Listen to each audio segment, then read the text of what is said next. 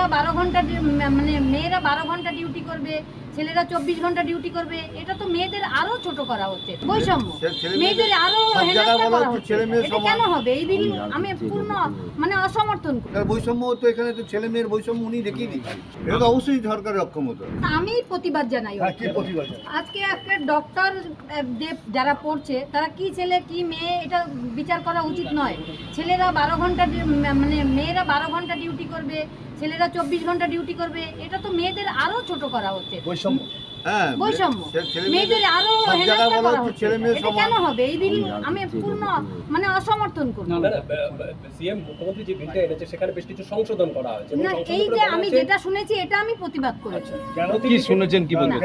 এটা এই যেটাই শুনেছি, মেয়েদের 12 ঘন্টা কেন? এটা ছেলেরা বেশি কাজ করবে, মেয়েরা 12 ঘন্টা বেশি কাজ করতে পারবে না।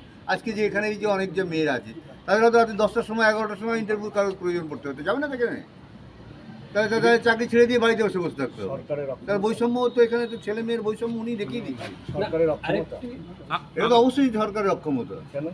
কেন তারা মেয়েদের কাজের জায়গায় প্রোটেকশন দেন, কাজের জায়গায় মেয়েদের প্রোটেকশন দেওয়া দিয়ে দুর্নীতিগুলোকে সামনে আনার চেষ্টা করুন। আগে তো বিচার ব্যবস্থা ভালো করতে হবে, আগে নিরাপত্তা দিতে হবে, পরে তো আসবে ওটা যে ধর্ষণের ফাঁসি করে যে ধর্ষক তাকে বের করতে হবে। আগে তো তাদের সুরক্ষা, কাজের জায়গায় সুরক্ষা আগে, তারপরে ওসব। আগে সুরক্ষা চাইছেন, মেয়েদের নিরাপত্তা, ছেলেদের, এমনকি শুধু মেয়ে বলে নয়, যারা কাজের জায়গায় সবার সুরক্ষিত যেন হয়, এটাই চাই।